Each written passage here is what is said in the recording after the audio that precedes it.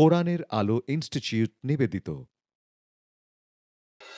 لا إله إلا الله الله أكبر محمد رسول الله يا حبيب الله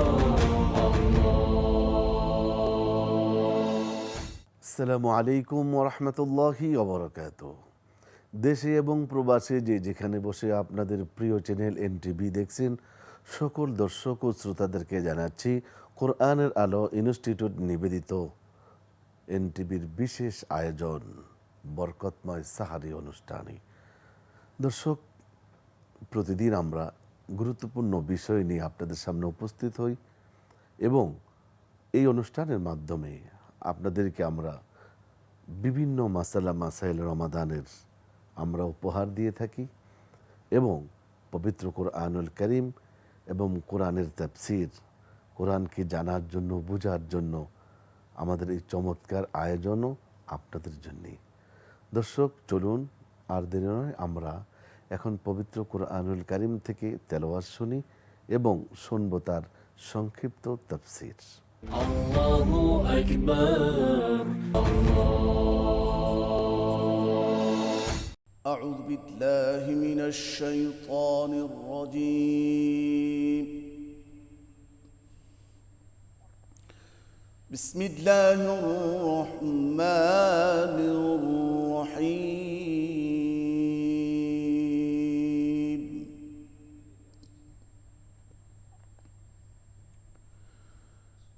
يسألونك عن الأنفال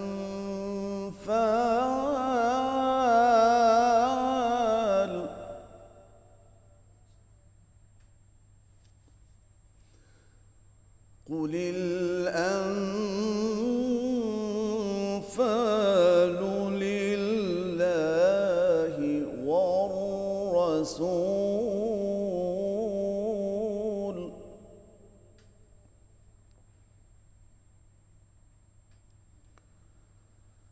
يسألونك عن الأنفال قل الأنفال لله والرسول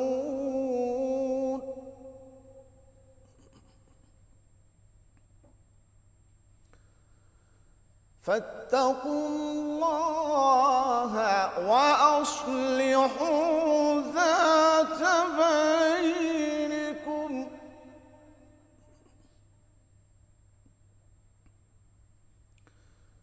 فاتقوا الله وأصلحوا ذات بينكم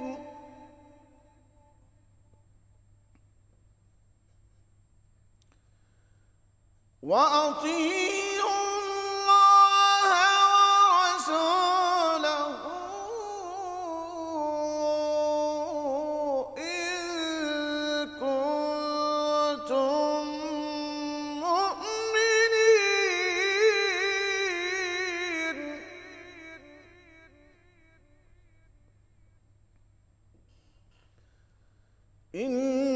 إنما المؤمنون الذين إذا ذكر الله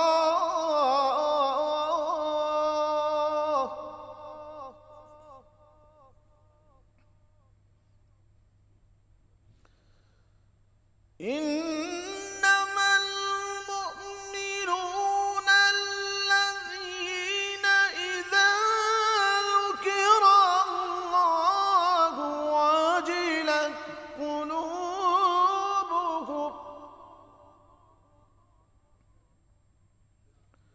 وإذا تليت عليهم آياته زادتهم إيمانا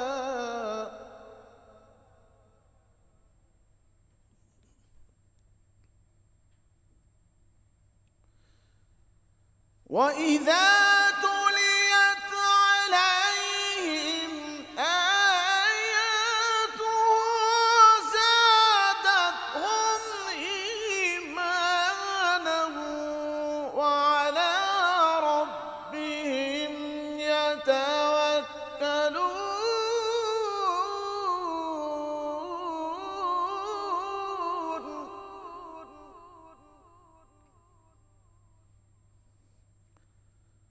الذين يقيمون الصلاة ومما رزقناهم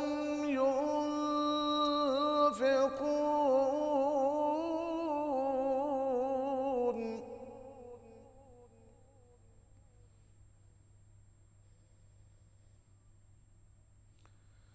أولئك هم المؤمنون حقا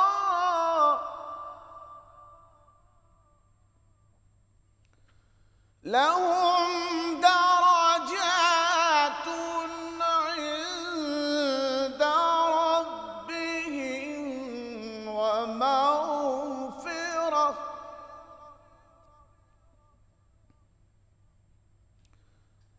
لهم درجات عند ربهم ومغفرة ورزق كريم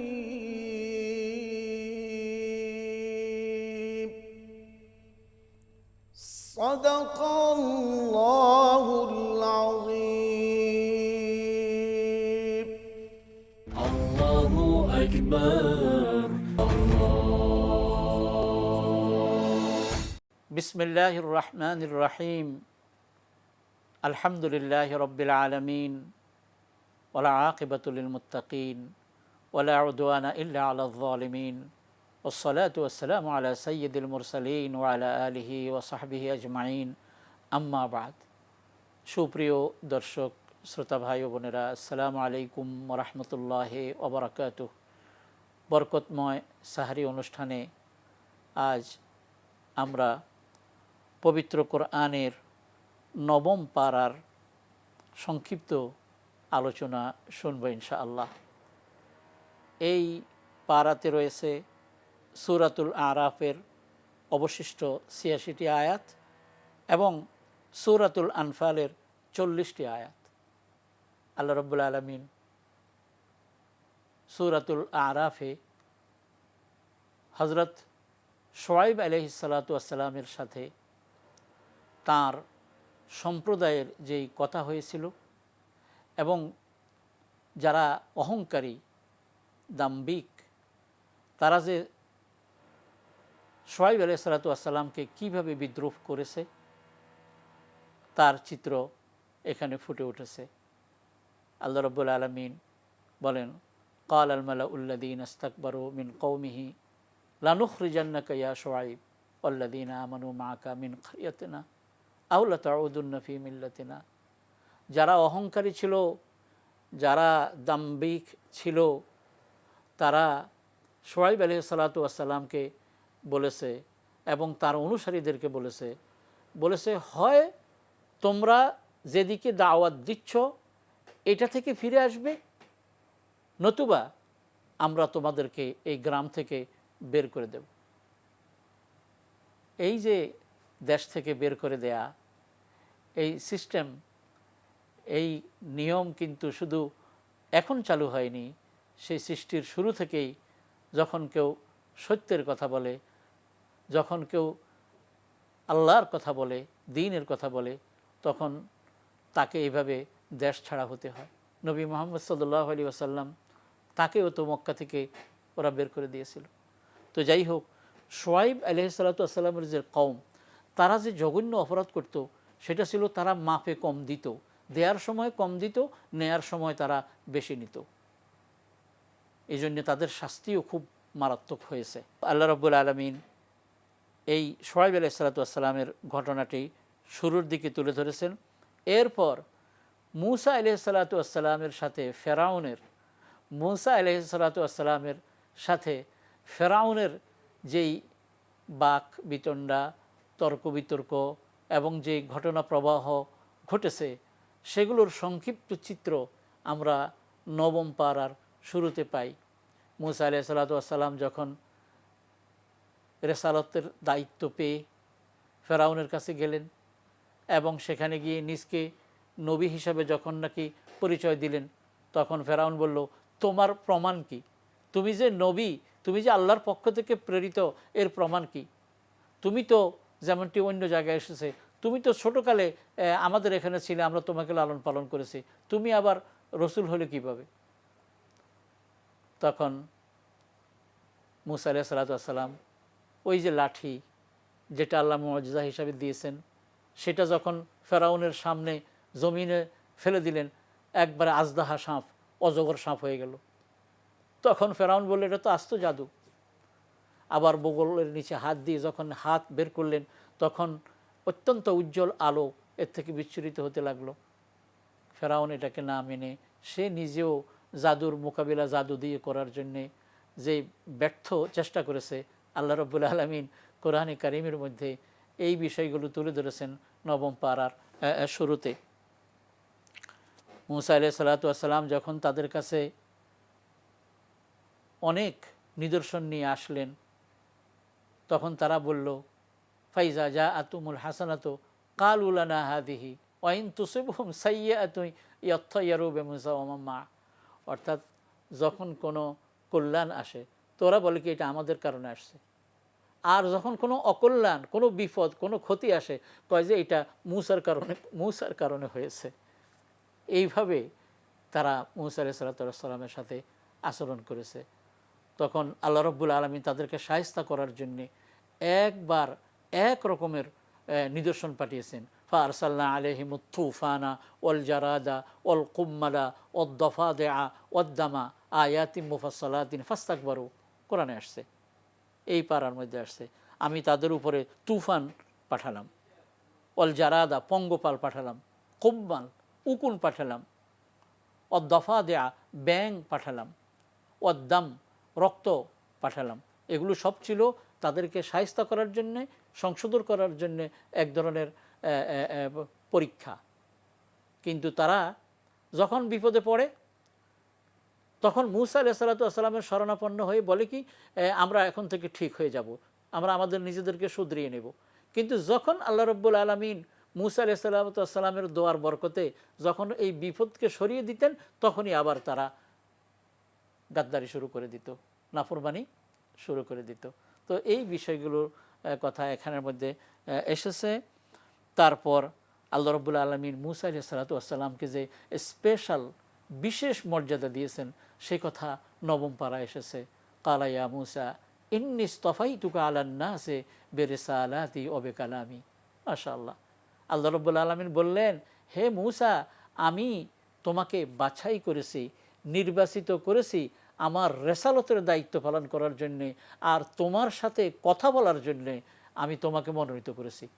নিঃসন্দেহে এটি মূসা আলাইহিস সালাতু ওয়াস সালামের জন্যে একটি মর্যাদার বিষয়। ওয়াকাল্লামাল্লাহু মূসা তাকলিমা, আরেক জায়গায় আল্লাহ বলেছেন যে আল্লাহ পাক মূসা আলাইহিস সালাতু ওয়াস সালামের সাথে কথা বলেছেন।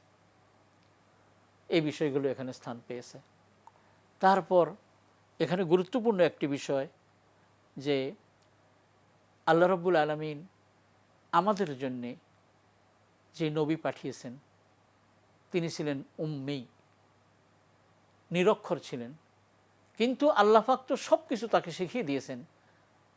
তিনি নিরক্ষর ছিলেন বটে, কিন্তু জ্ঞানের কথা তো আর বলে শেষ করা যাবে না। আল্লাহ বলেন, আল্লাযীনা ইয়াত্তাবিউনা রাসূলাল উম্মিয়াল্লাযী ইয়াজিদুনাহু মাকতুবান ইনদাহুম ফিত তাওরাত। তৌরাত কিতাবের মধ্যেই এই কথা কিন্তু বর্ণিত আছে যে শেষ নবী যিনি আসবেন তিনি উম্মি হবেন, এবং তিনি ওয়ায়ুহিল্লু আলাইহিমুত তাইয়্যিবাত ওয়া ইউহাররিমু আলাইহিমুল খাবায়েস, মানে তাদের জন্য যেগুলি উত্তম এগুলোকে হালাল করবেন, আর যেগুলি অপবিত্র, ঘৃণিত, ক্ষতিকারক এগুলোকে হারাম করবেন। একথা রয়েছে তৌরাত কিতাবের মধ্যে যে নবী মুহাম্মদ সাল্লাল্লাহু আলাইহি ওয়াসাল্লাম এইভাবে আসবেন। কিন্তু দুঃখের বিষয়, ইয়াহুদিরা, আহলে কিতাবরা, তৌরাতপন্থীরা কিন্তু এগুলোকে গোপন করেছে, এগুলোকে বিশ্বাস করে নাই।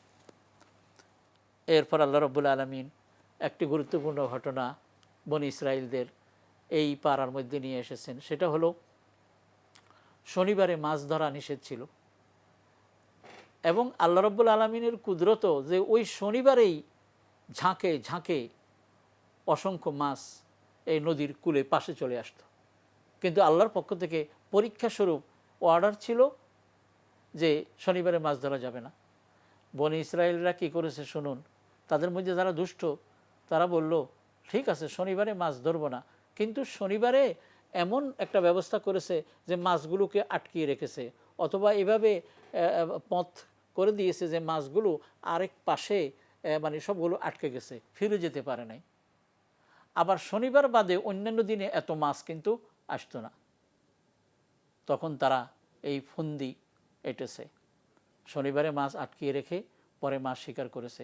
আল্লাহ রব্বুল আলামিন তাদের এই হঠধর্মী এবং এই নাফরমানি এবং অবাধ্যতার কারণে আল্লাহ রব্বুল আলামিন তাদেরকে বানর বানিয়ে দিয়েছিলেন। কোরআন কারীমের মধ্যে এসেছে জঘন্য আযাব আল্লাহ তাদের উপরে নিপতিত করেছেন। তো এখানে 3 ধরনের লোক ছিল, সেই ঘটনা এই আয়াতে এসেছে। এক ধরনের লোক তারা ওদেরকে নিষেধ করেছে, এই বলেছে খবরদার এই জঘন্য অপরাধ তোমরা করো না, যে শনিবারে মাছ আটকে রাখবে পরে রবিবার বা অন্যান্য দিন তোমরা মাছ শিকার করবে, এই জঘন্য অপরাধ তোমরা করো না। আর এক দল তাদেরকে কিছু বলে নাই, আর এক দল তো কাজটা করেছেই। তো কোরআনে এসেছে যে যারা নিষেধ করেছিল আল্লাহ তাদেরকে বাঁচিয়ে দিয়েছেন, আর যারা চুপ ছিল তাদের ব্যাপারে স্পষ্ট কিছু না থাকলেও তারাও আল্লাহর ধমকির সম্মুখীন হয়েছিলেন। আর যারা এই কাজ করেছে তারা তো বানর বনে গেছে। প্রিয় ভাই ও বোনেরা, এরপর আল্লাহ রব্বুল আলামিন এই সূরার মধ্যে অতীব গুরুত্বপূর্ণ আরেকটি বিষয় আমাদের জন্যে নাজিল করেছেন, আমরা পেয়েছি। সেটা হলো কি, আমরা যে দোয়া করি, দোয়া কীভাবে করব সেটার বর্ণনা এখানে এসেছে। আমরা তো প্রতি মুহূর্ত আল্লাহ রব্বুল আলামিনের করুণা প্রার্থী এবং করুণার মুহতাজ। তো সেই প্রার্থনা কেমনে করব? ওয়ালাকাদ যারানা লি জাহান্নাম, এই আয়াতের পরে আল্লাহ বলেন ওয়ালিল্লাহিল আসমাউল হুসনা ফাদউহু বিহা। আল্লাহ রব্বুল আলামিনের জন্য রয়েছে সুন্দর সুন্দর নামসমূহ, ফাদউহু বিহা। অতএব তোমরা ওগুলো দিয়ে, আল্লাহর নামগুলো দিয়ে তাকে ডাকো, তার কাছে তোমরা চাও। ওয়াযারুল্লাযীনা ইউলহিদুনা ফি আসমাই, আর যারা নাকি আল্লাহর নামগুলোকে বিকৃত করে এগুলোকে তোমরা পরিহার করো। এই জন্য দোয়া করার সময় কীভাবে দোয়া করবেন শুনুন, যে ইয়া রাজ্জাক, আল্লাহর এক সুন্দর নাম হলো রাজ্জাক, রিজিক দাতা। তো আপনি বলবেন যে ইয়া রাজ্জাক, হে রিজিক দাতা, উরজুকনা, আমাদেরকে রিজিক দিন। ইয়া গফফার, হে অধিক ক্ষমাকারী, ইগফির লানা, আমাদেরকে ক্ষমা করুন। এইভাবে আল্লাহর নামের যেই অর্থ সেটা আমরা আল্লাহ পাকের নামের দোহাই দিয়ে আল্লাহ পাকের কাছে আমরা চাইব। এছাড়াও শরীয়ত সম্মত আরও পদ্ধতি রয়েছে, যেমন নিজের নেক আমলের দোহাই দিয়ে আল্লাহ পাকের কাছে চাওয়া। কোনো একজন নেককার মানুষ জীবিত উপস্থিত, তাকে বলা যায় আমাদের জন্য দোয়া করেন, সেটাও বৈধ রয়েছে। এরপর কেয়ামত সম্পর্কে কথা এসেছে যে লোকেরা আপনাকে কেয়ামত সম্পর্কে জিজ্ঞাসা করে যে কেয়ামত কবে হবে, আপনি বলে দিন যে এইটার এলেম একমাত্র আল্লাহ রব্বুল আলমিনের কাছে রয়েছে। কাজে আজকেও কেয়ামত নিয়ে অনেক কথাবার্তা আমরা শুনে থাকি, কিন্তু এখানের মধ্যে বলেছেন যে এটা আল্লাহর এলেমে আছে। তো তারা আপনাকে এমনভাবে জিজ্ঞাসা করে, আল্লাহ পাক রসুলকে বলেন তারা এমনভাবে আপনাকে জিজ্ঞাসা করে মনে হয় যেন কেয়ামতের এলেম আপনার কাছে আছে। কেয়ামতের এলেম তো আপনার কাছে নেই, এটা তো একমাত্র আমার কাছে, সময় মতো আমি সেটাকে উন্মুক্ত করব। সুতরাং আমরা কেয়ামত কবে হবে এটা নিয়ে চিন্তা না করে কেয়ামতের দিন, কেয়ামতের পরবর্তী সময়ে আল্লাহ রাব্বুল আলামিনের কাছে কিভাবে আমরা নিস্তার পাবো এবং তার ক্ষমা পেয়ে জান্নাতের উপযুক্ত হব, সে ব্যাপারে যেন আমরা চেষ্টা করি। তারপর রাসূল সাল্লাল্লাহু আলাইহি ওয়াসাল্লামকে সর্বোপরি আল্লাহ নিজেই নির্দেশ দিয়েছেন খুযিল আফওয়া ওয়া আমুর বিল উরফি ওয়া আরিদ আনিল জাহিলিন। সর্বদা অন্যকে, অন্যের দোষ ত্রুটি মোচন করে দেওয়ার যেই নীতি, এই নীতি আপনি গ্রহণ করুন এবং সৎ কাজের আদেশ দিন। আর যারা মূর্খ, যারা অজ্ঞ, তাদের থেকে আপনি মুখ ফিরিয়ে নিন। এই কথা রাসূল সাল্লাল্লাহু আলাইহি ওয়াসাল্লামকে আল্লাহ পাক নির্দেশ দিয়েছেন। এরপরে সূরাতুল আনফাল, যেই সূরাতুল আনফালের 40টি আয়াত এই পারার মধ্যে স্থান পেয়েছে, সেখানে আল্লাহ রাব্বুল আলামিন প্রথমে বদরের যুদ্ধে যেই গনিমতের মাল মুসলমানরা পেয়েছেন সেটার বিধান আলোচনা করেছেন, এবং ইমানদারদের যে গুণ, যে ইমানদারদের সামনে কোরআন তেলাওয়াত করলে তাদের অবস্থা কি হয় সেটা বলা হয়েছে। ওয়াইজা তুলিয়াত আলাইহিম আয়াতুহু জাদাতহুম ঈমানা, আল্লাহ বলেছেন যখন তাদের সামনে আল্লাহর আয়াতগুলো তেলাওয়াত করা হয় তখন এটা তাদের ঈমানকে আরও বৃদ্ধি করে দেয়, তাদের অন্তরের মধ্যে আল্লাহর ভয় সৃষ্টি হয়। এই কথাগুলো এখানে এসেছে। এরপর রসুল সাল্লাল্লাহু আলাইহি ওয়াসাল্লামকে হত্যা করার জন্যে ওই যে মক্কার লোকেরা ষড়যন্ত্র করেছিল, রুদ্ধদ্বার বৈঠকে তারা বসেছিল, এমনকি রসুলকে হত্যা করার জন্যে তারা যে অলরেডি রসুল সাল্লাল্লাহু আলাইহি ওয়াসাল্লামের বাড়ি ঘেরাও করেছিল, এবং আল্লাহ রসুল সাল্লাল্লাহু আলাইহি ওয়াসাল্লামকে কীভাবে হেফাজত করেছেন সেই ঘটনা কিন্তু এই পাড়ার মধ্যে রয়েছে। ওয়াইজ ইয়ামকুরু বিকাল্লাযীনা কাফারু, হে রসুল আপনি স্মরণ করুন যখন ওরা ষড়যন্ত্র করেছে আপনাকে নিয়ে, লিইউসবিতুকা আও ইয়াকতুলুকা আও ইউখরিজুক, আপনাকে বন্দি করে রাখতে অথবা আপনাকে হত্যা করতে অথবা আপনাকে দেশ থেকে বের করে দিতে। তো আল্লাহ ওয়ায়ামকুরুনা ওয়ায়ামকুরুল্লাহ, তারা একটা ষড়যন্ত্র করেছে, আল্লাহও এটার বিরুদ্ধে ব্যবস্থা গ্রহণ করেছেন, আর আল্লাহ হলেন উত্তম কৌশল অবলম্বনকারী। এ কথা এখানে এসেছে। সর্বশেষ একেবারে শেষ আয়াতে আল্লাহ রাব্বুল আলামিন বলেছেন যে আপনি সর্বদা দ্বীনের দিকে দাওয়াত দেন এবং যাতে করে দ্বীন পুরাটা আল্লাহর জন্যে হয়ে যায় এটার জন্য আপনি চেষ্টা করেন। তবে কেউ যদি মুখ ফিরিয়ে নেয় তো আপনি একথা বলেন ফাইন তাওয়াল্লাউ ফাকুল হাসবি আল্লাহ, আপনি বলুন যে আল্লাহ আমার জন্য যথেষ্ট, আর নি'মাল মাওলা ওয়া নি'মান নাসির, আল্লাহ কত না উত্তম অভিভাবক এবং কত না উত্তম সাহায্যকারী। প্রিয় ভাই বোনেরা, জি সর্বদা আমরা যখন সাহায্য চাইব আল্লাহর কাছে চাইব, কারণ তার চেয়ে উত্তম বন্ধু, উত্তম অভিভাবক আর উত্তম সাহায্যকারী আর কেউ হতে পারে না। আসুন যে কোনো বিষয়ে আল্লাহর কাছে চাই, আল্লাহ আমাদেরকে তৌফিক দান করুন। আমিন। ওয়া আখিরু দাওয়ানা আনিল হামদুলিল্লাহি রাব্বিল আলামিন। আসসালামু আলাইকুম ওয়া রাহমাতুল্লাহি ওয়া বারাকাতুহু। প্রিয় দর্শক, এবারে আমরা শুনব একটি ইসলামী গান। Allahu Akbar,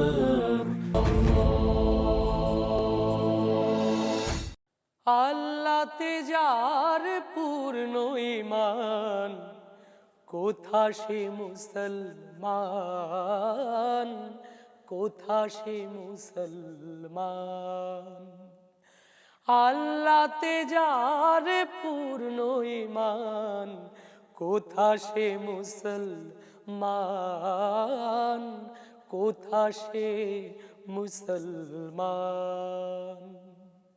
কোথা সে আরিফ অভেদে যাহার, জীবন মৃত্যু জ্ঞান। আল্লাহ তেজার পূর্ণ ঈমান, কোথা সে মুসলমান, কোথা সে মুসলমান। যার মুখে শুনি তাওহীদের কালাম, ভয়ে মৃত্যু করি তো সালাম। যার মুখে শুনি তাওহীদের কালাম, ভয়ে মৃত্যু করি তো সালাম। যার দিন দিন রবে কাঁপিত দুনিয়া, দিন দিন রবে কাঁপিত দুনিয়া। জিন পরি ইনসান, কোথা সে মুসলমান। আল্লাহতে যার পূর্ণ ঈমান, কোথা সে মুসলমান, কোথা সে মুসলমান। স্ত্রী পুত্রের আল্লাহতে শফিক, জিহাদে যে নির্ভীক। হেসে কোরবান দিত প্রাণ, হয় আজ তারা মাগে ভিক। কোথা সে শিক্ষা আল্লাহ ছাড়া, ত্রিভুবনে ভয় করিত না যারা। কোথা সে শিক্ষা আল্লাহ ছাড়া ত্রিভুবনে ভয় করিত না যারা, আজাদ করিতে এসেছিল যারা, আজাদ করিতে এসেছিল যারা, সাথে লয়ে কোরআন, কোথা সে মুসলমান। আল্লাহতে যার পূর্ণ ঈমান, কোথা সে মুসলমান, কোথা সে মুসলমান।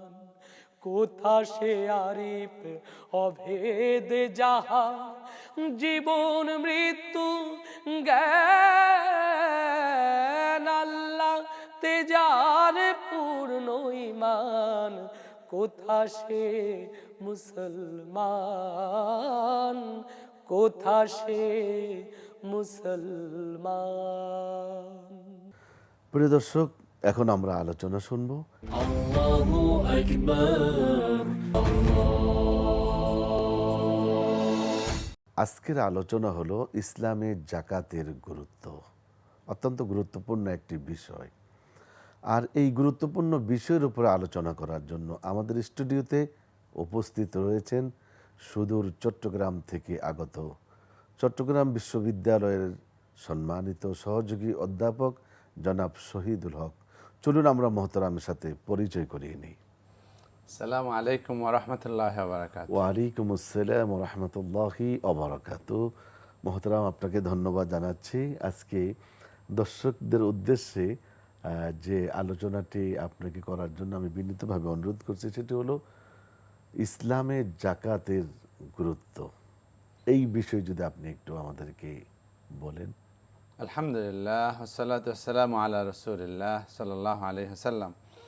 আল্লাহ পাকের মেহেরবানিতে আমরা এমন একটি ধর্ম পেয়েছি, এমন একটি বিধান পেয়েছি যেটা আমাদের সারা জীবনের জন্য কল্যাণময়, আখিরাতের জন্য কল্যাণময় এবং একটা ভারসাম্যপূর্ণ জীবন বিধান।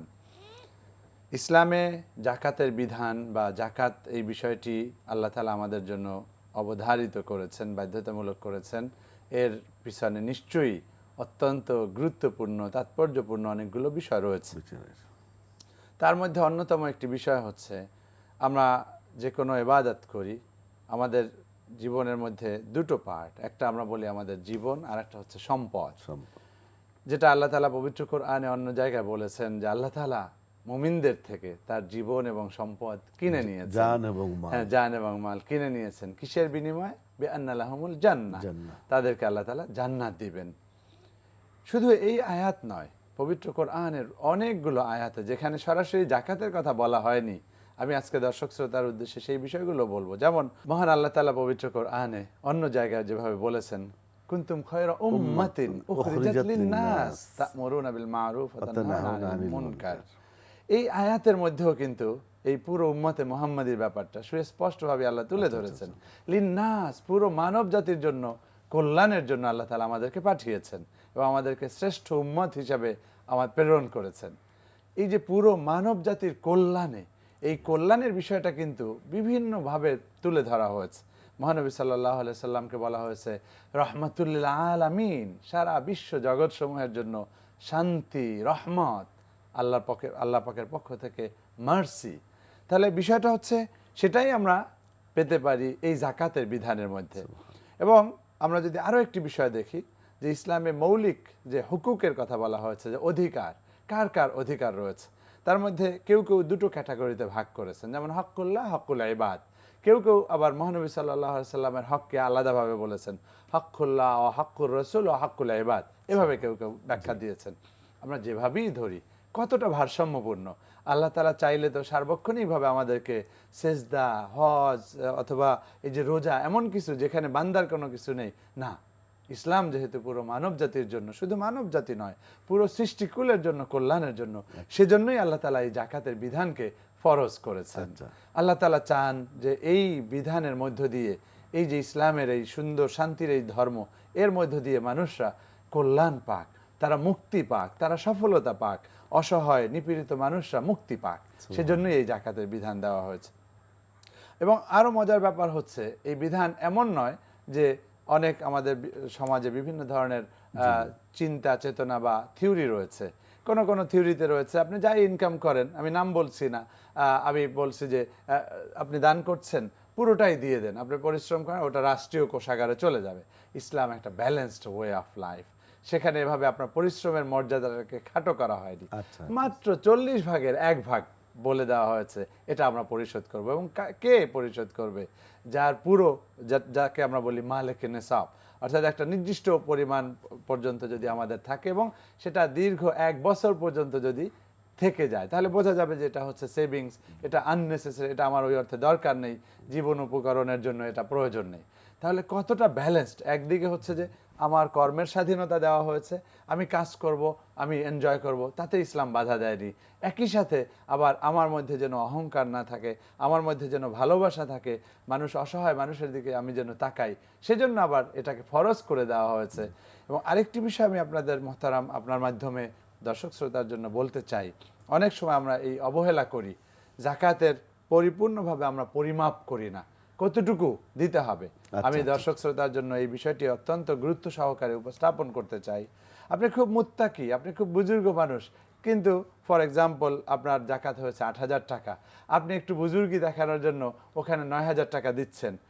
দিতে পারেন, শর্ত হচ্ছে একটা, সেটা হচ্ছে 8,205 টাকা 50 পয়সা ফর এক্সাম্পল। এটা পরিপূর্ণভাবে আপনার কাউন্ট করতে হবে। কেন? যেহেতু এটা ফরজ, এটার সাথে আপনি ওইভাবে মিশাতে পারবেন না। হ্যাঁ, এই কাউন্ট যখন করলেন আপনার কাছে স্পষ্ট হলো যে এই জাকাতটা আপনার উপরে ফরজ, আমার জন্য হ্যাঁ এই হয়েছে। তারপরে আপনি যদি ওর সাথে বাদ দিয়ে দেন এটা কোনো সমস্যা নেই, কিন্তু আনুমানিকভাবে জাকাত দিবেন, আপনি কাউন্ট করবেন না, এটা হবে না। এই বিষয়টি আমাদের মনে হয় সবার মনে রাখা দরকার। আরেকটি বিষয় হচ্ছে, একটু আগেই আমি যেভাবে বলেছিলাম, আমরা জাকাতটা আসলে কেন দিব, মানে জাকাতটা আমাদের ফায়দাটা কি? ভেরি গুড কোশ্চেন, আপনি খুব সুন্দর একটা কোশ্চেন করেছেন যে কেন এটা এই সম্পদশালী ব্যক্তি যারা তাদের সম্পদের উপর এই যে একটি বিধান আল্লাহর পক্ষ থেকে, সম্পদ আমার, আমরা বলি আসলেই তো এই সম্পদ আমার না, আল্লাহর দেওয়া সম্পদ, তিনিই দিলেন। আবার এটার উপরে একটা নির্ধারিত অ্যামাউন্ট এটাকে ধার্য করে দিলেন, নির্ধারণ করে দিলেন যে এটা দিতে হবে।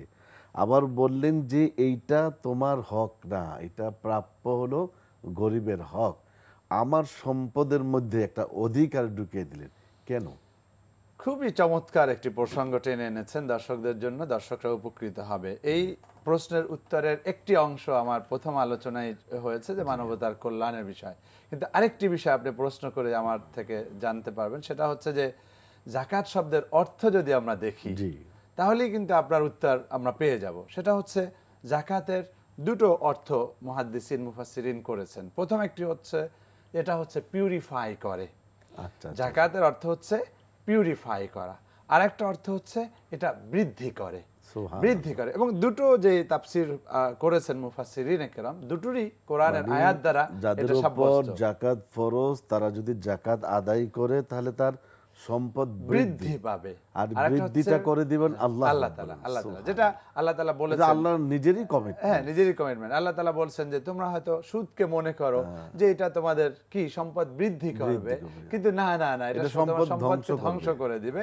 বরং তোমরা যে দান সৎকার করছো এবং এর মধ্যে ব্যাপকভাবে যাকাত অন্তর্ভুক্ত, এটা বরং আল্লাহ তাআলা কি করবেন, বহু গুণে বাড়িয়ে দিবেন।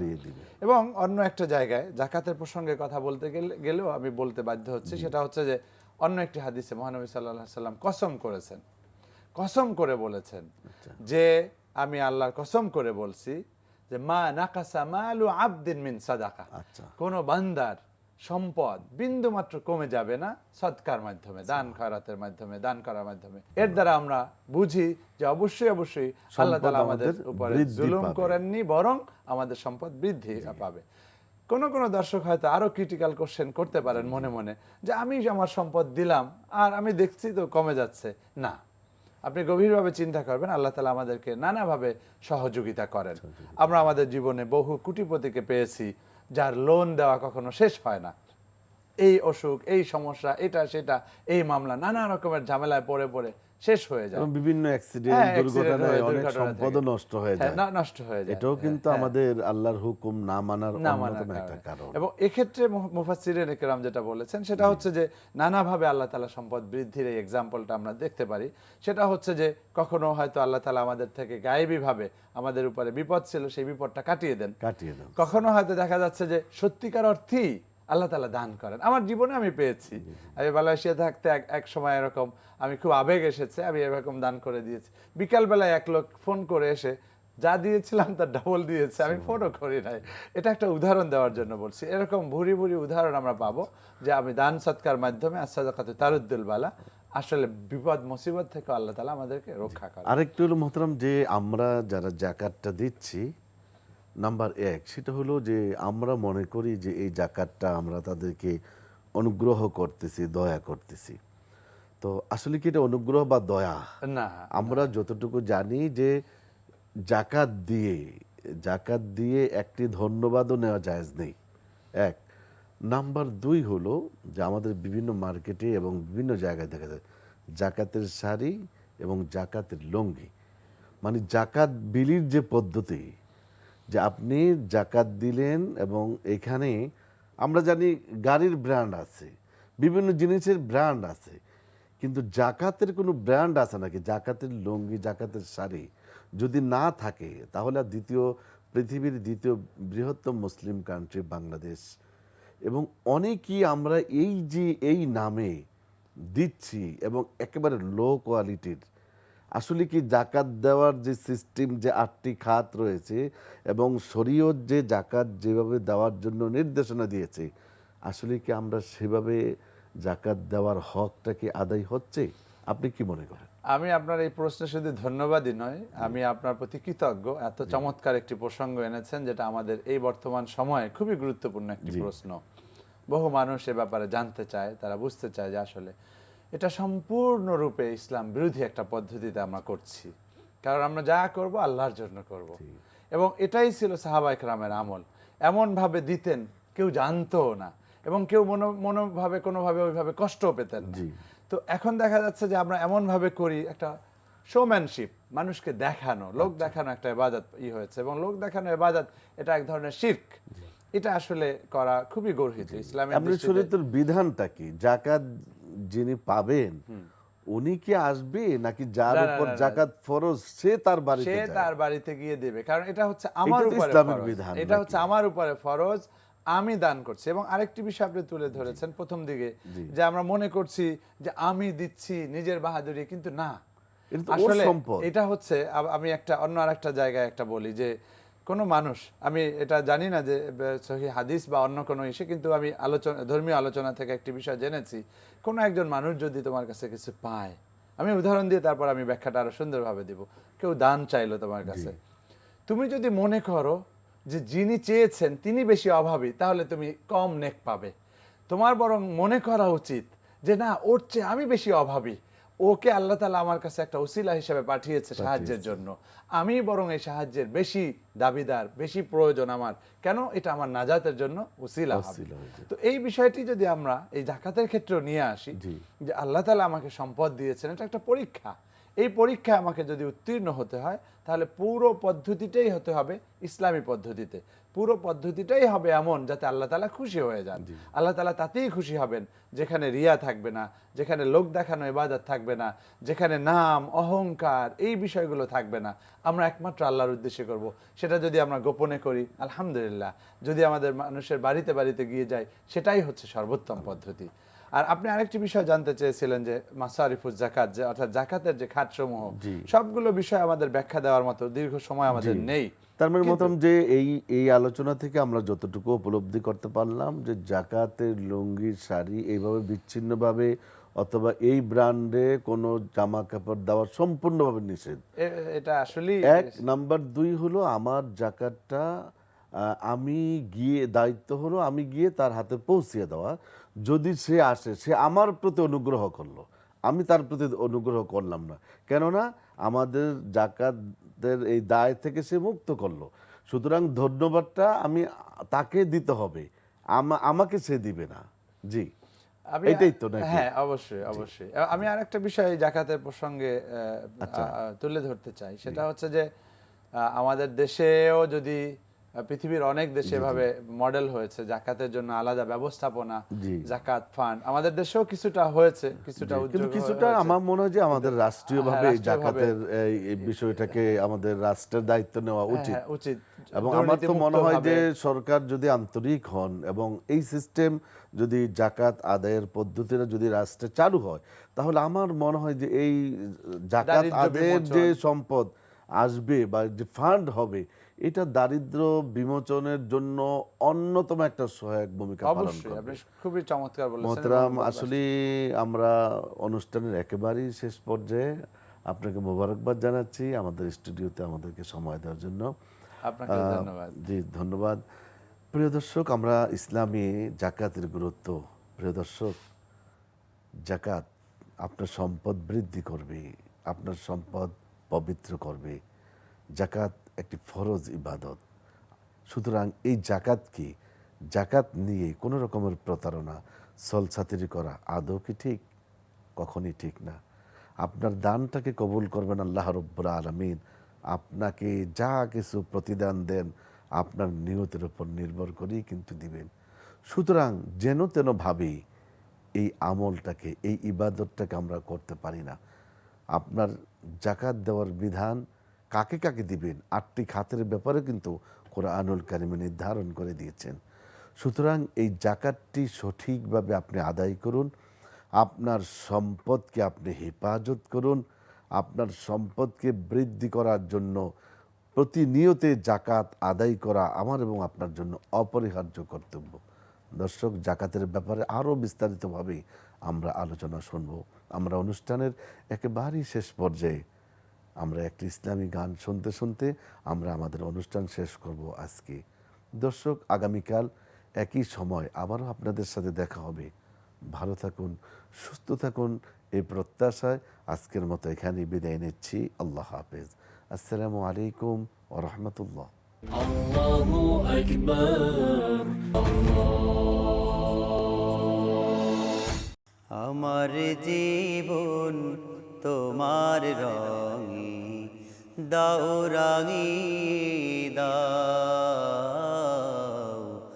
আমার জীবন তোমার রঙে দাও রাঙি দাও।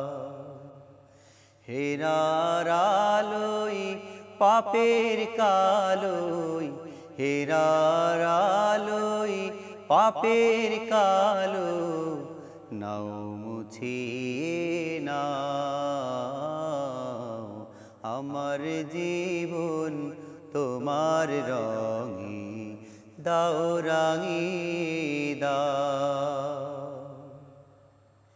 চাইনি কিছুই তবু তুমি করলে সবই দান, মনের সে তার জুড়ে বাজে আল্লাহ নামের গান।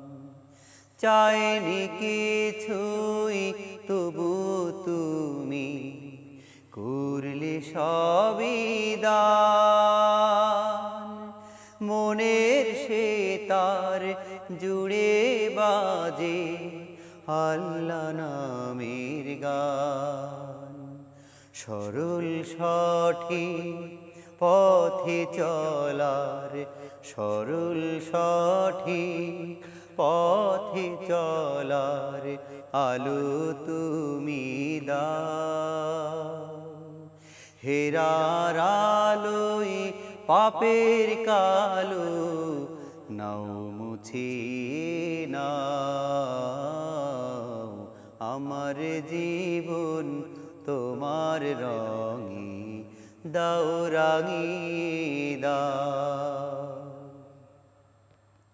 তোমার রিজিক খেয়ে পড়ে করছি হাজার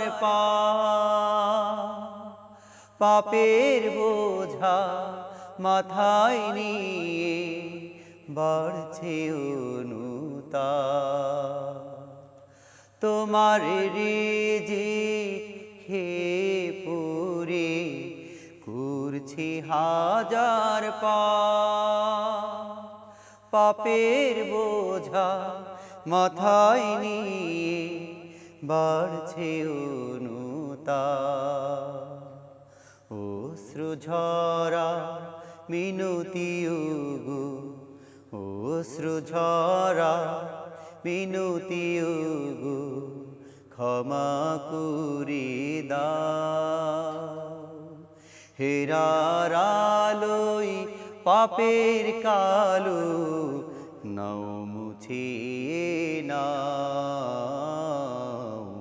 আমার জীবন তোমার রঙে দাও রাঙিয়ে দাও আমার জীবন তোমার রঙে দাও রাঙিয়ে দাও